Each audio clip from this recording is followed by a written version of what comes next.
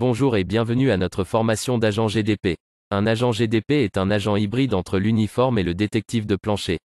Ayant complété une formation de détective de plancher, celui-ci est destiné à travailler en uniforme dans la section des caisses libre-service. Son rôle est beaucoup axé sur le service à la clientèle, tout en gardant un œil sur le vol. Vous verrez dans ce module les procédures et la marche à suivre. En cas de vol, l'agent attitré aux caisses libre-service doit être très vigilant et observer plusieurs caisses automatiques à la fois. Ceci dit, il devra avoir une attention particulière sur les produits à risque, vin, bière, fromage, viande. Lorsqu'un article est scanné, une lumière rouge apparaîtra à chaque reprise. Ceci dit, l'agent devra utiliser son jugement de manière judicieuse. Si un client oublie de scanner un ou deux articles, l'agent pourra lui en faire mention afin que celui-ci puisse les scanner à nouveau. Par ailleurs, si un client oublie de scanner 10 bouteilles de vin, l'agent devra réaliser que le MAN-REA, intention de vol, était présente. Voici une liste des gestes pour lesquels les agents doivent intervenir auprès des clients. Un client passe à la caisse sans avoir numérisé les articles sous le panier. Un client passe aux caisses libre-service et numérise un article sur deux, puis dépose les deux items dans son sac. Un client prend de la viande et le dissimule dans son manteau ou un sac. Un client passe avec son panier par les caisses libre-service sans avoir payé. Le client fait de nombreux retraits aux caisses libre-service. Interception. En cas de voleur pris en flagrant délit, l'agent devra intercepter le suspect après les caisses, idéalement entre la porte d'entrée et de sortie, se présenter obligatoirement en tant qu'agent de sécurité avec sa carte du BSP et demander au suspect s'il a payé tous ses articles aujourd'hui. Interception. En cas de collaboration du suspect, vous devez mentionner au suspect de vous accompagner au bureau de la sécurité et vous devez contacter le service de police afin de porter plainte au criminel contre le sujet. Vous devez obligatoirement effectuer un rapport sur l'événement en question. Interception. En cas de non-collaboration du suspect, il est primordial de miser sur la diplomatie.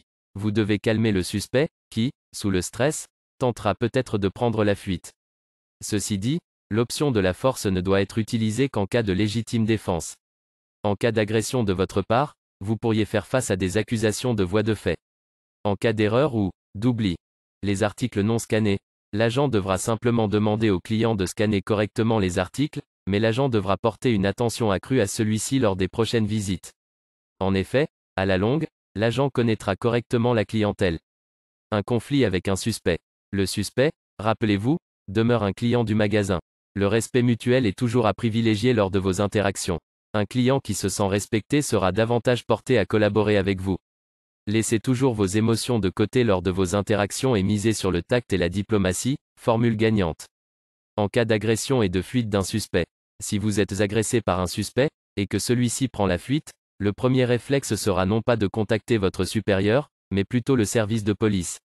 Plus rapidement vous contactez le service de police, plus le risque d'arrestation est élevé, étant donné que le suspect sera encore dans le périmètre. Prenez bien soin de prendre la description du suspect, c'est un élément indispensable pour son appréhension. Un doute par rapport à des articles non scannés. Il peut arriver, lors des heures de pointe, que vous ne puissiez observer simultanément tous les clients. Ceci dit, lorsque vous avez un doute raisonnable qu'un suspect n'a pas scanné tous ses articles, une astuce existe, vous pouvez simplement demander au responsable sur place de vous sortir la dernière facture associée à la caisse libre-service en question. Vous pourriez alors réaliser que le suspect n'a pas scanné l'article que vous suspectez. Assurez-vous de conserver la facture en question, élément de preuve à joindre dans votre rapport. Technique de la distraction. Un client demande votre aide à une caisse libre-service. Cependant, vous n'êtes pas toujours formé pour résoudre la tâche en question. Vous pouvez simplement contacter un employé pour aider celui-ci. Toutefois, restez toujours connecté avec votre environnement de travail. Certains suspects usent de la distraction pour que leurs collègues traversent la section sans payer. Le comportement des GDP. L'agent doit être attentif et alerte. Il doit être autonome et comprendre parfaitement ses tâches. N'oubliez pas que vous possédez une formation d'agent de sécurité. Vous devez donc dégager une assurance et ne pas oublier que vous êtes le mieux placé pour gérer votre travail.